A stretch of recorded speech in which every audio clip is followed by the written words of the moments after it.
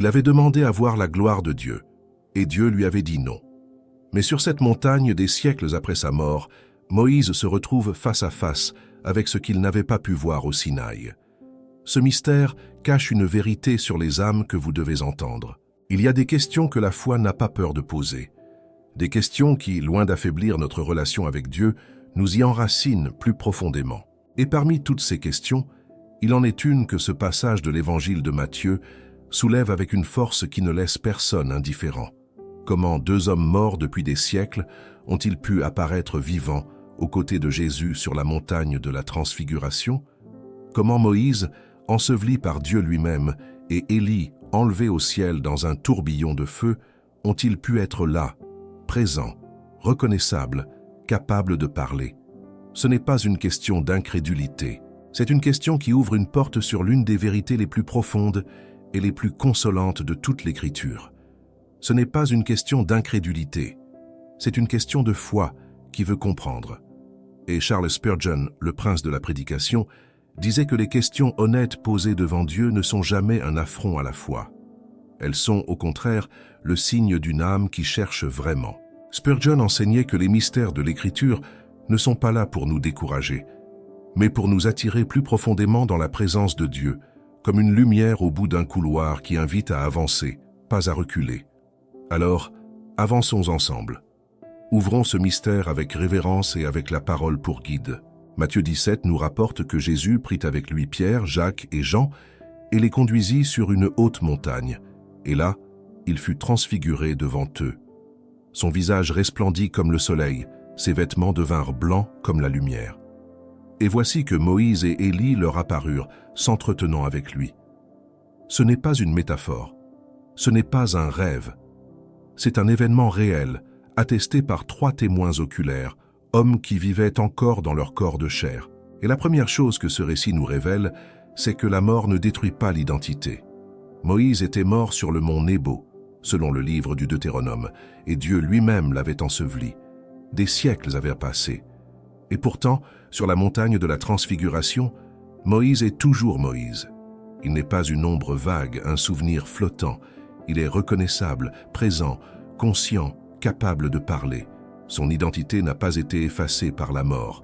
Elle a été préservée. Ce détail est d'une importance capitale pour chaque âme qui a déposé un être aimé dans la terre et qui se demande « Est-ce que je le reverrai ? Est-ce qu'il existe encore, quelque part, tel qu'il était ?» La réponse que la Transfiguration nous offre est d'une clarté lumineuse. Oui, la mort ne détruit pas la personne, elle la déplace. Et Élie, lui, n'était jamais mort. Le 2e livre des Rois nous raconte qu'il fut emporté au ciel dans un tourbillon sur un char de feu. Il avait été enlevé sans goûter à la mort physique. Alors Élie arrive sur la montagne en ayant traversé une porte différente de celle de Moïse. Mais tous les deux sont là, debout, dans la présence du Christ, vivant d'une vie que la terre ne peut ni donner ni reprendre. Il y a ici un message que Dieu envoie à travers ce mystère, un message que beaucoup n'ont jamais entendu clairement. L'âme humaine ne s'éteint pas, elle continue, elle persiste au-delà du dernier souffle. Ce que nous appelons la mort n'est pas une fin, c'est un passage. Et de l'autre côté de ce passage, il y a une conscience, une mémoire, une présence réelle. L'apôtre Paul l'exprime avec une audace étonnante dans sa lettre aux Philippiens. « Pour moi, vivre c'est Christ, et mourir c'est un gain. » Il y a dans ces mots une certitude qui ne peut venir que de quelqu'un qui a compris que la mort ne lui vole rien d'essentiel. Elle lui ouvre une porte. Et sur cette montagne de la Transfiguration, Dieu a choisi de rendre cette vérité visible, tangible, irréfutable. Mais il y a encore plus. L'évangile de Luc précise quelque chose que Matthieu ne mentionne pas. Il nous dit de quoi Moïse et Élie parlaient avec Jésus. Ils parlaient de son départ, ce départ qu'il allait accomplir à Jérusalem. En grec, le mot utilisé est exodos, l'exode. Ils parlèrent de la croix. Et ce détail change tout. Ces 2 hommes, l'un venu du séjour des morts et l'autre du ciel, étaient là non pas comme des spectateurs curieux, mais comme des témoins de l'œuvre rédemptrice du Christ. Moïse, qui avait conduit Israël hors de l'esclavage d'Égypte, conversait avec celui qui allait conduire l'humanité entière hors de l'esclavage du péché.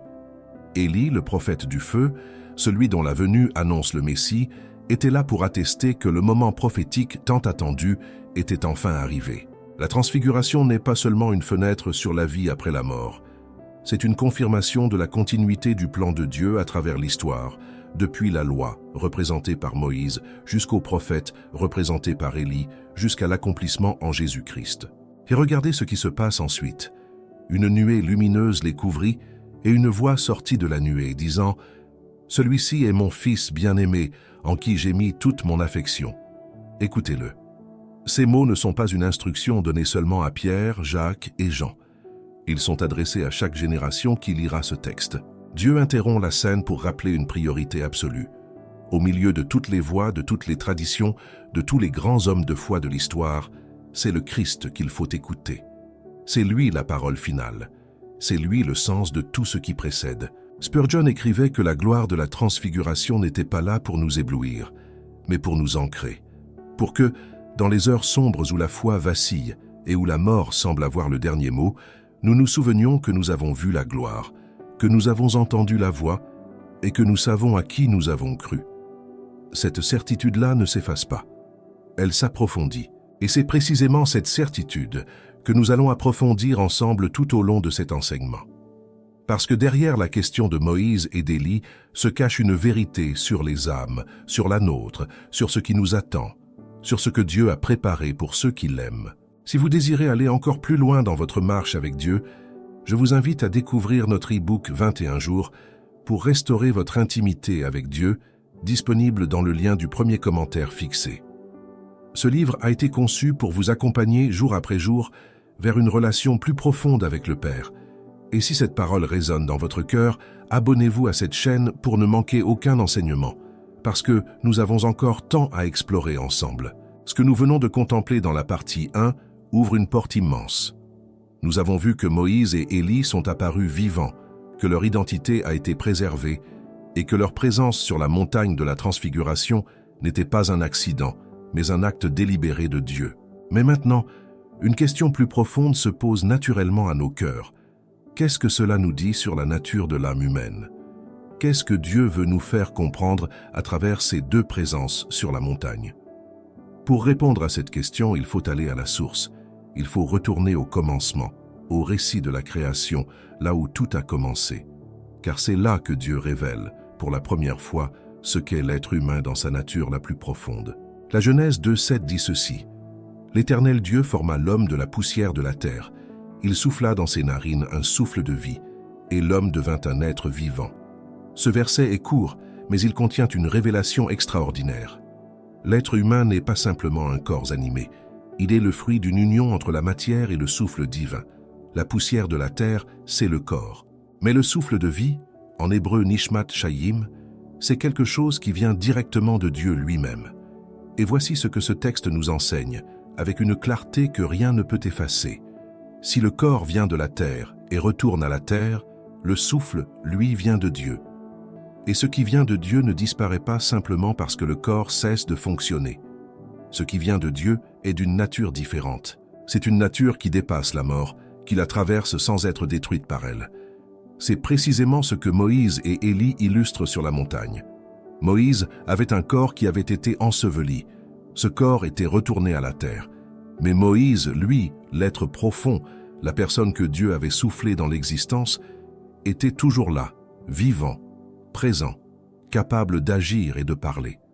Parce que l'âme n'est pas le corps, et la mort du corps n'est pas la mort de l'âme. Ecclésiaste 12:7 exprime cette vérité avec une précision remarquable. La poussière retourne à la terre comme elle y était, et l'esprit retourne à Dieu qui l'a donné.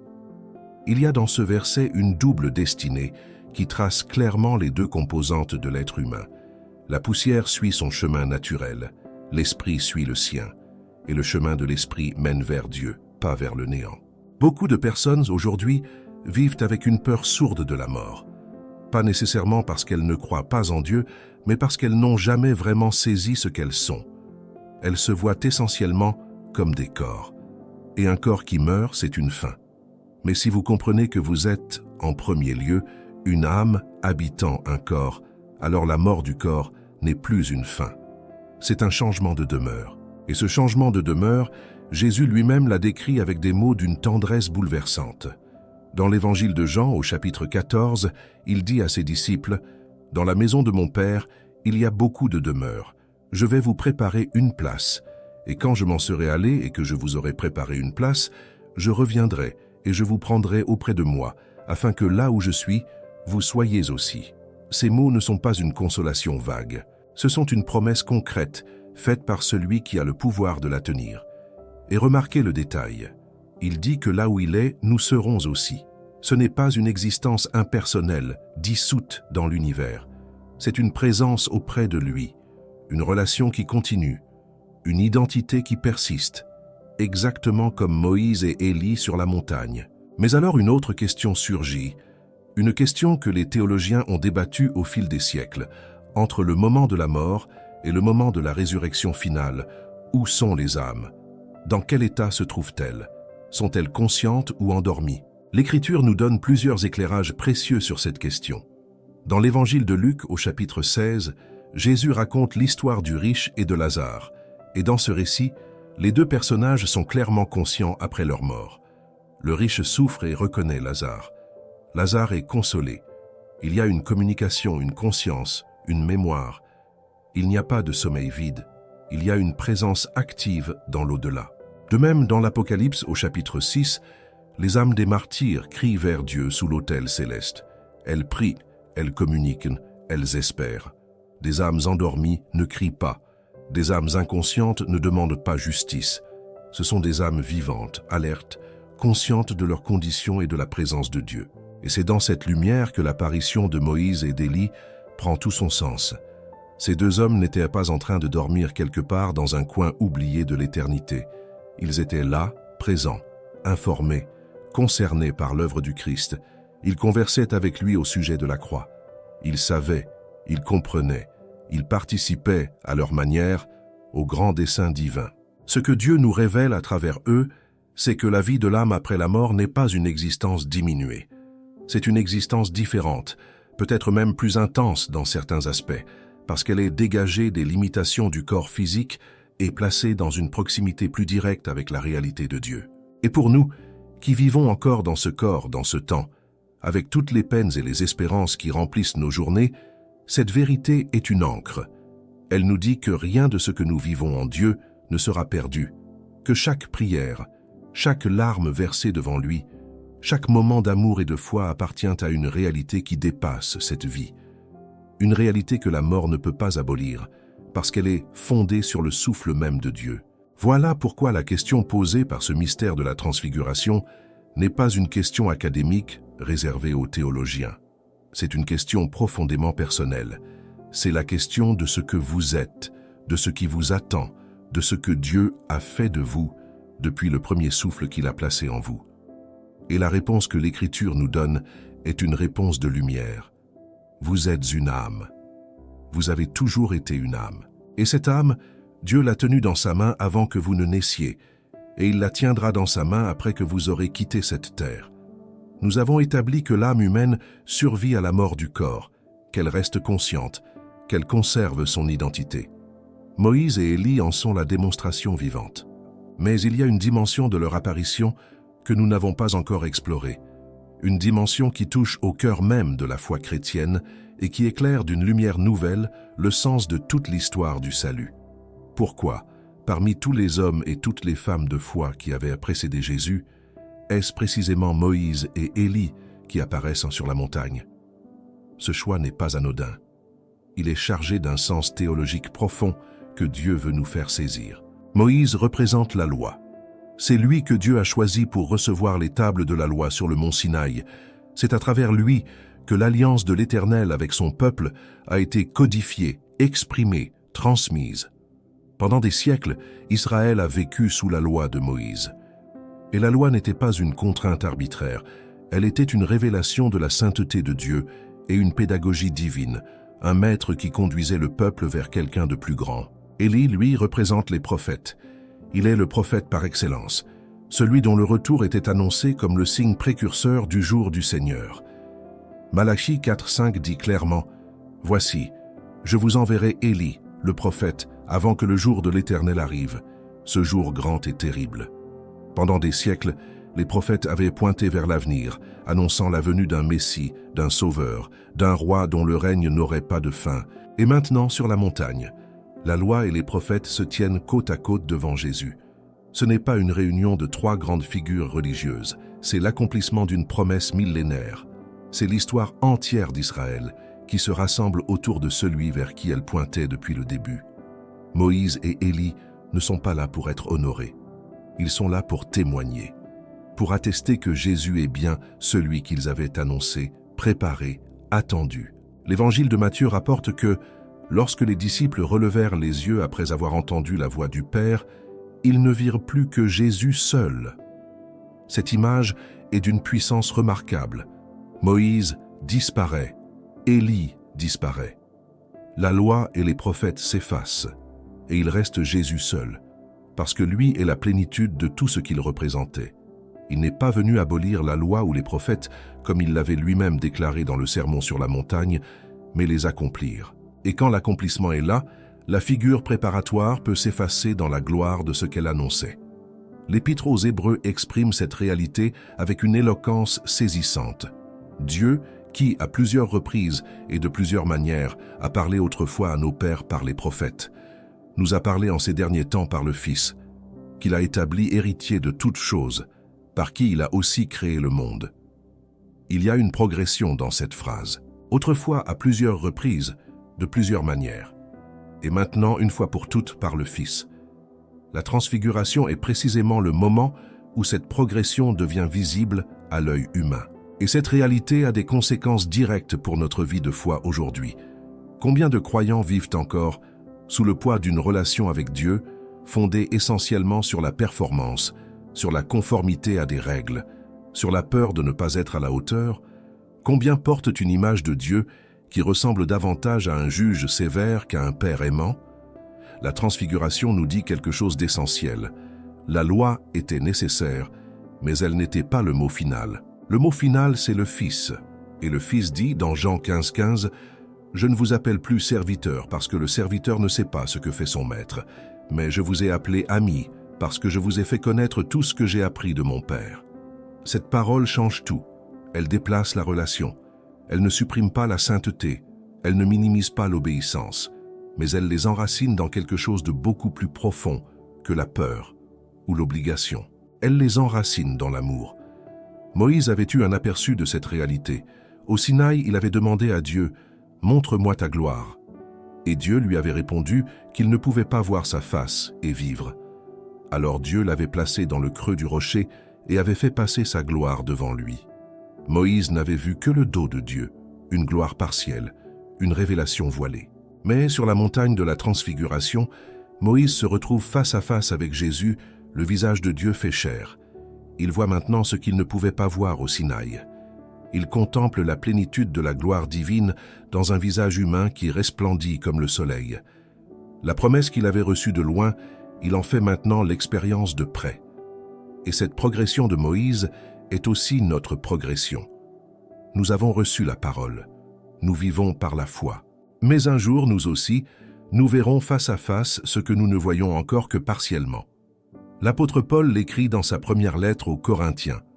Maintenant, nous voyons au moyen d'un miroir, de manière obscure, mais alors nous verrons face à face. Maintenant, je connais en partie, mais alors je connaîtrai comme j'ai été connu. Cette espérance n'est pas une vague aspiration. C'est une certitude ancrée dans ce que Dieu a déjà commencé à accomplir. Et la transfiguration en est le signe avant-coureur, la garantie visible que ce que Dieu promet, il l'accomplit. Alors quand vous portez le poids d'une journée difficile, quand la prière semble monter et ne pas trouver de réponse, quand la foi ressemble parfois à une flamme qui vacille dans le vent, rappelez-vous cette montagne. Rappelez-vous que la loi et les prophètes ont convergé vers un seul point, vers une seule personne, et que cette personne est toujours vivante, toujours glorieuse, toujours intercédant pour vous auprès du Père. Ce que Dieu a commencé dans l'histoire, il l'achèvera dans votre vie. Et c'est dans cette certitude que nous allons maintenant avancer. Parce que derrière la scène de la transfiguration se cache encore un mystère que nous n'avons pas encore touché. Un mystère qui concerne non seulement ce que Moïse et Élie représentent dans l'histoire du salut, mais ce que leur présence révèle sur le destin final de l'humanité rachetée. Parce que la question n'est pas seulement de savoir où vont les âmes après la mort. La question, la vraie, la grande question que l'Évangile pose, avec une audace qui ne laisse personne indifférent, c'est celle de la résurrection.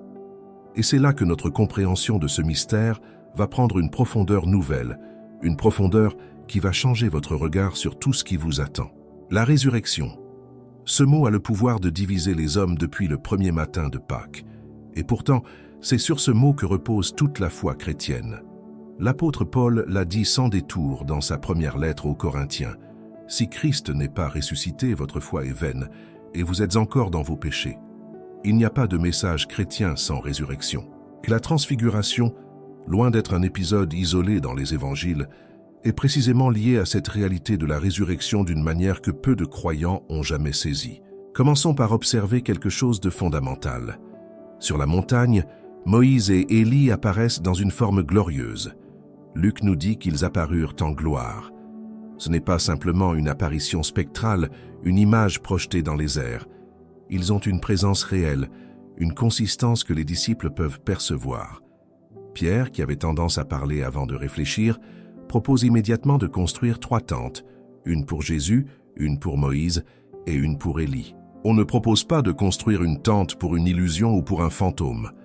Pierre percevait des êtres réels, et cette réalité corporelle des 2 figures nous pointe vers quelque chose d'important. Si l'existence après la mort était une pure existence spirituelle, sans aucune dimension physique, pourquoi Dieu choisirait-il de la manifester sous une forme visible, reconnaissable, capable d'interagir avec des êtres physiques? Parce que Dieu veut nous révéler que la destinée finale de l'être humain n'est pas une pure spiritualité désincarnée. C'est une existence pleine, entière, qui inclut une dimension physique glorifiée. La résurrection du corps n'est pas une idée secondaire dans la théologie chrétienne. C'est une affirmation centrale du credo des apôtres, répétée par des générations de croyants à travers les siècles. Et c'est une affirmation qui choque, qui dérange, qui semble impossible à la raison humaine. Comment un corps décomposé peut-il être restauré? Comment une chair qui est retournée à la poussière peut-elle être relevée? Ces questions sont légitimes. Et l'Écriture n'y répond pas avec des formules philosophiques abstraites. Elle y répond avec des événements concrets. Paul, dans cette même lettre aux Corinthiens, utilise l'image du grain de blé. Ce que tu sèmes ne reprend pas vie s'il ne meurt d'abord. Et ce que tu sèmes, ce n'est pas le corps qui naîtra, mais un simple grain, soit de blé, soit de quelque autre semence. Et Dieu lui donne un corps comme il l'a voulu, et à chaque semence, un corps qui lui est propre. Le grain de blé est enseveli dans la terre dans une forme.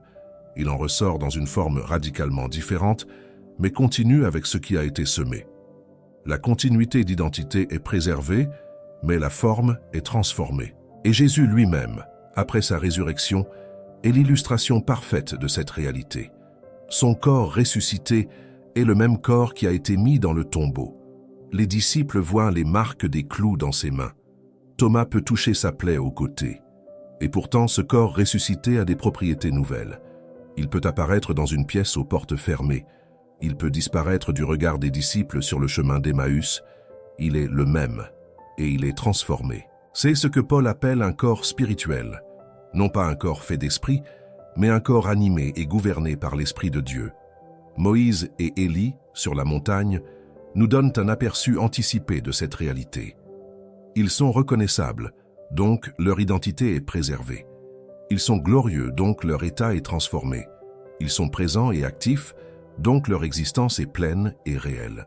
Et ils sont là, aux côtés de Jésus transfiguré, comme si Dieu voulait montrer à Pierre, Jacques et Jean, et à travers eux à toute l'Église, à quoi ressemble la vie dans sa plénitude glorifiée. La première lettre de Jean au chapitre 3 exprime cette espérance avec des mots qui font brûler le cœur. « Bien-aimés, nous sommes maintenant enfants de Dieu, et ce que nous serons n'a pas encore été manifesté. Nous savons que lorsque cela sera manifesté, nous serons semblables à lui, parce que nous le verrons tel qu'il est, semblables à lui. » C'est la promesse. Non pas identiques au Christ dans sa nature divine, mais participant de sa gloire dans notre nature humaine restaurée et glorifiée. Et cette espérance change tout. Elle change la manière dont on regarde la souffrance. Elle change la manière dont on affronte la vieillesse et le déclin du corps. Elle change la manière dont on accompagne un mourant. Parce que si le corps actuel n'est qu'un grain semé en vue d'une récolte glorieuse, alors même la dégradation physique n'a pas le dernier mot. Même la maladie, même la faiblesse, même la mort ne sont que les dernières pages d'un premier chapitre. Et le deuxième chapitre, celui que Dieu écrit, s'ouvre sur la résurrection. Il y a un passage dans l'évangile de Jean qui résume tout ceci avec une force que rien ne peut égaler. Jésus dit à Marthe, dont le frère Lazare venait de mourir, « Je suis la résurrection et la vie. Celui qui croit en moi vivra même s'il meurt, et quiconque vit et croit en moi ne mourra jamais. » Puis il lui pose une question directe, personnelle, qui traverse les siècles et nous atteint aujourd'hui. Le crois-tu? Cette question n'est pas rhétorique. Elle attend une réponse. Et la réponse que vous donnez à cette question détermine la manière dont vous traversez la vie, dont vous faites face à la mort, dont vous portez vos deuils, dont vous espérez l'avenir.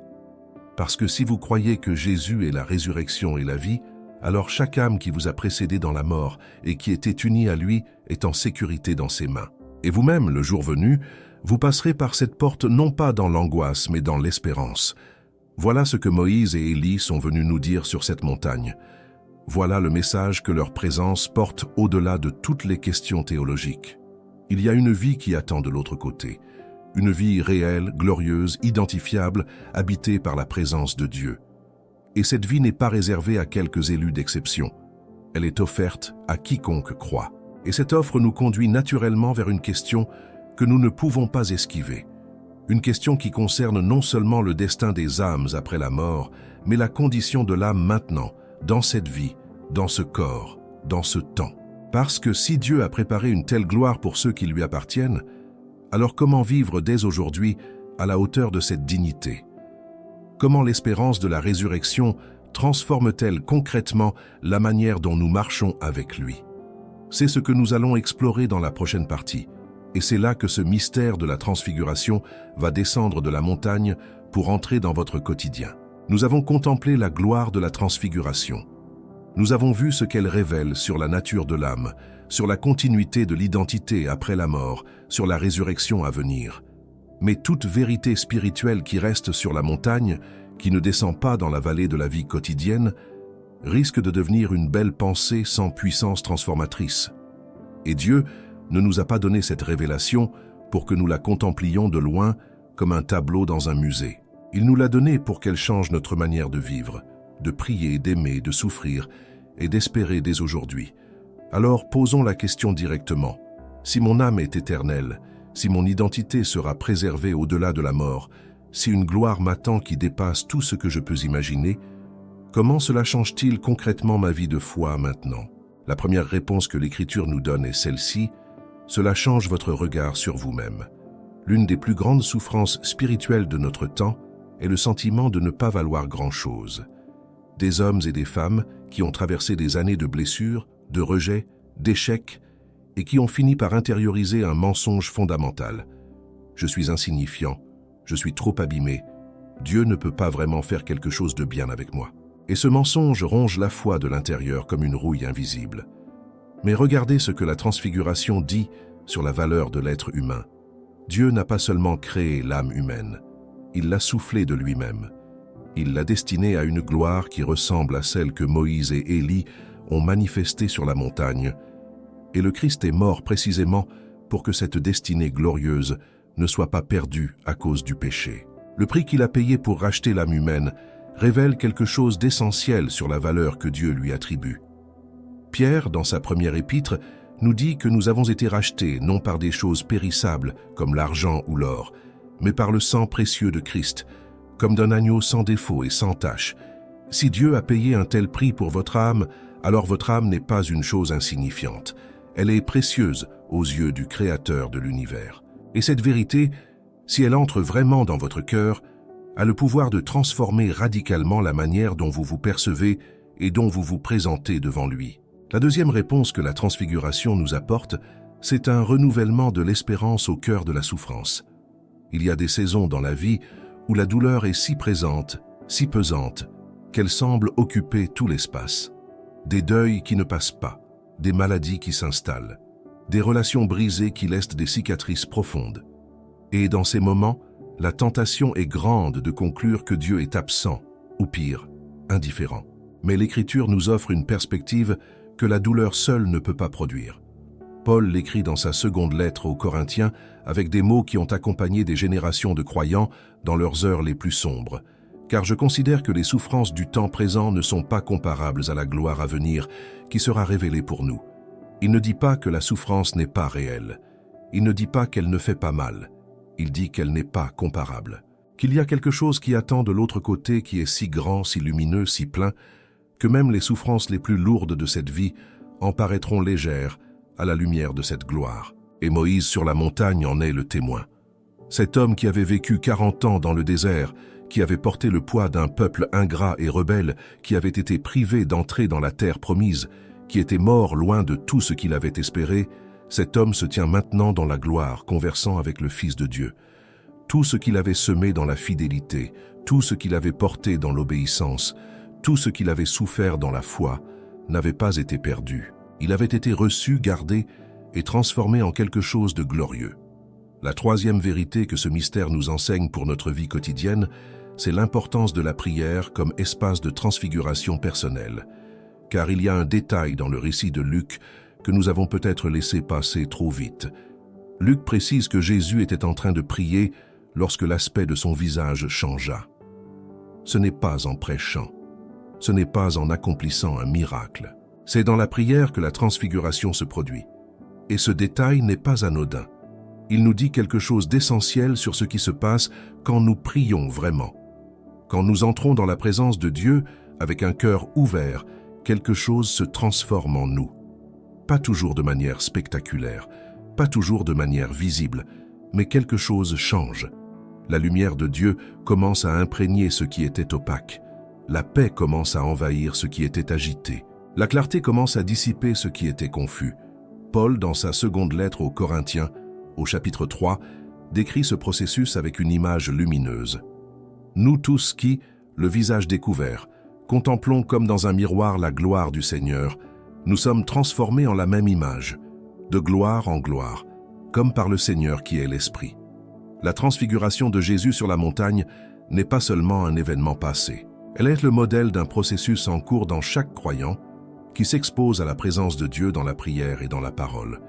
Vous n'avez peut-être pas encore vu votre visage resplendir comme le soleil, mais si vous êtes en Christ et si vous nourrissez votre âme de sa présence, quelque chose en vous est en train d'être transfiguré, de gloire en gloire. Pas tout d'un coup, mais réellement, progressivement, certainement. Et ce que Dieu a commencé, il l'achèvera. Il est fidèle jusqu'à la fin. Voilà pourquoi ce mystère de la transfiguration n'est pas une curiosité théologique réservée aux spécialistes.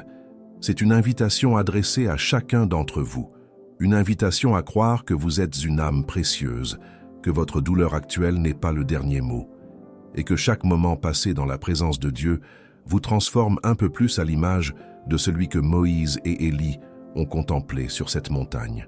Et maintenant, dans notre dernière partie, nous allons rassembler tout ce que nous avons exploré pour le porter jusqu'à son terme, jusqu'à la parole qui doit repartir avec vous.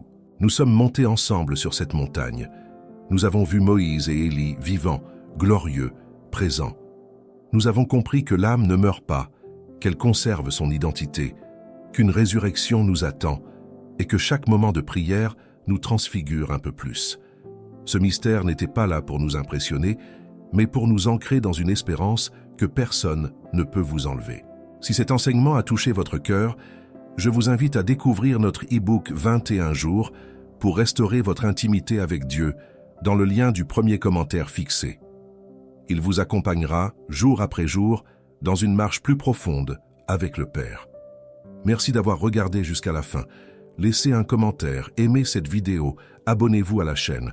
D'autres vidéos vous attendent sur l'écran. Continuez à avancer dans la foi